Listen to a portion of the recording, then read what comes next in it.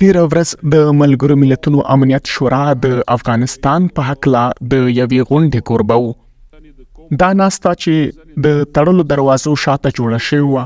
د ملګرو ملتونو د امنیت شورا د 11 غړو هیوادونو استازو په یوې ګډه اعلامیه کې د جنسیتي تبعیض دوام او په افغانستان کې د میرمنو او نجونو پر وړاندې د طالبانو سیستماتیک زور زیاتی وغانده او له دې ډلې وغوښتل چې د هغوی ځپل ودروي. په دغه اعلامیه کې چې د افغانستان په هکله د امنیت شورا تر ناستې مخکې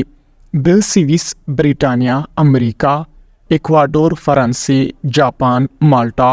جنوبي کوریا، سریلانکا، سلوانیا او ګیانا هیوادونو له نورې خپره شوي ویل شوي چې طالبان باید د بشري حقونو د سرغړونو او د ښځو پر وړاندې د جرمونو لپاره د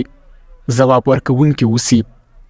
دوی ټینګار کړی چې افغان میرمنې او نجونې باید په عامه، سیاسي، اقتصادي، کلتوري او ټولنیز ژوند کې له خپلو بشري حقونو او اساسي ازادیو څخه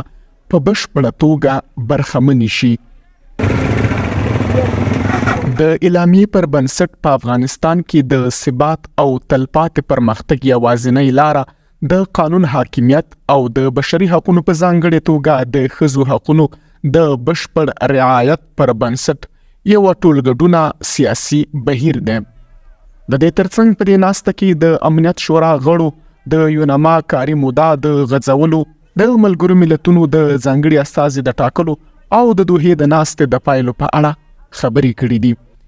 طالبانو د دې ناستې تر جوړېدو مخکې غبرګون ښودلی و او ویلي و چې د دې ډلې د ګټو خلاف پریکړې به عملي نشي. د طالبانو ویاند ذبیح الله مجاهد د ویلي چې په سیمهیزو او نړیوالو ناستو کې هر ډول پریکړې چې د دې ډلې د ګټو خلاف کیږي هیڅکله به عملي نشي. دا ناسته داسې مهال جوړیږي چې له یوې خوا طالبانو په وروستیو اونیو کې پر ښځو بندیزونه زیات کړي او له بلې خوا دغه ډلې په غزني او جوزجان ولایتونو کې له 3 څخه پر زیاتو کسانو د اعدام حکم عملي کړی دی.